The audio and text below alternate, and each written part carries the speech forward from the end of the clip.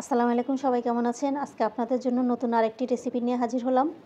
দেখেই বুঝতে পারছেন দেখতে কতটা আকর্ষণীয়, উপর দিয়ে একদম ক্রিসপি, ভিতরে একদম জুসি।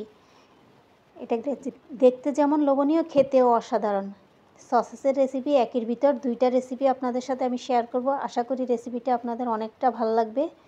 আমি এখানে কিছু সসেস নিয়েছি। সসেসগুলোকে আমি ৩ টুকরো করে কেটে একটা সসেসকে এভাবে একটা একটা করে আমি সবগুলো সসেস টুকরো করে নিব।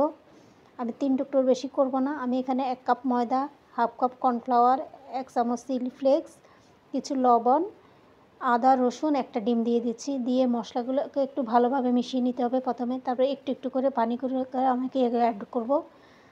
এটা ব্যাটারটা কিন্তু বেশি একদম ঘন হবে না, একটু পাতলাই হবে। এই জন্য একটু একটু করে পানি দিয়ে আমি অ্যাড করার চেষ্টা করি। দেখেন অনেকটা পাতলা হয়ে গেছে থিকনেসটা। আমি এখান থেকে অর্ধেক আলাদা করে রাখবো। এখান থেকে কিছু সসেস আমি ব্যাটারে দিয়ে দিচ্ছি। আমি এভাবে করব একটা অংশ। আমি ব্যাটারের মধ্যে এগুলোকে ভালোভাবে ডুবিয়ে এখানে ব্রেড ক্রাম্ব নিয়েছি কিছু। ব্রেড ক্রাম্বে দিয়ে একটা একটা করে সবগুলোকে এভাবে কোট করে নিতে হবে। দেখেন আমি কোট করে নিচ্ছি। আপনারা এভাবে চাইলে করতে পারেন। এই রেসিপিটা কিন্তু খেতে অসাধারণ, আপনারা চাইলে করতে পারেন। দেখেন সবগুলো আমার কোট করা শেষ।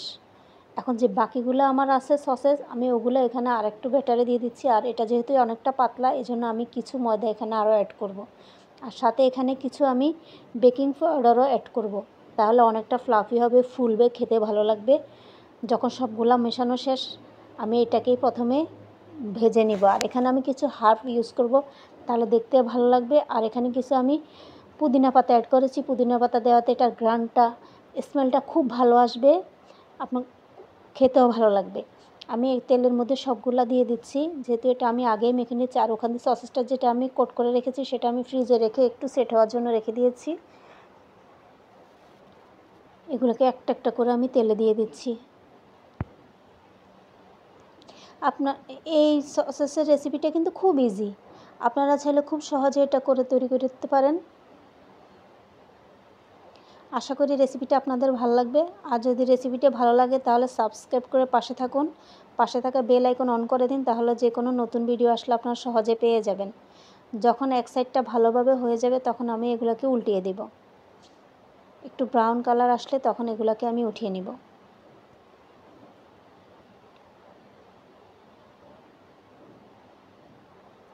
দেখেন অনেকটা হয়ে গেছে।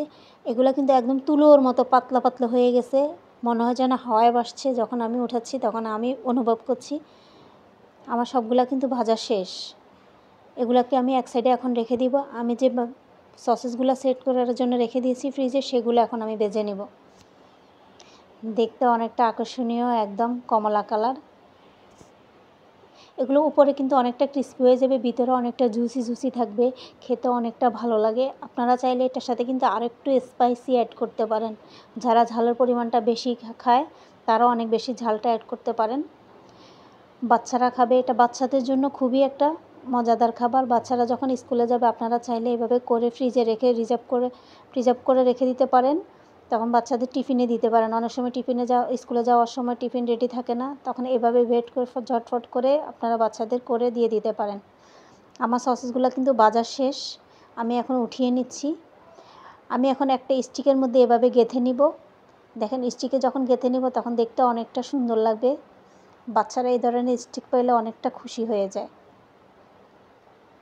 আমি একে একে দুটো স্টিক করে নিয়েছি। দেখেন তৈরি হয়ে গেল আমার মজাদার সসেসের রেসিপি। বাইরেটা ক্রিসপি, ভিতরে জুসি। আশা করি ভিডিওটি আপনাদের ভালো লেগেছে। যদি ভিডিওটি ভালো লাগে তাহলে অবশ্যই লাইক, কমেন্ট, শেয়ার করে পাশে থাকবেন। আবার কোনো নতুন রেসিপি নিয়ে আপনাদের সামনে হাজির হব। ততক্ষণ পর্যন্ত ভালো থাকুন, সুস্থ থাকুন। আল্লাহ হাফেজ।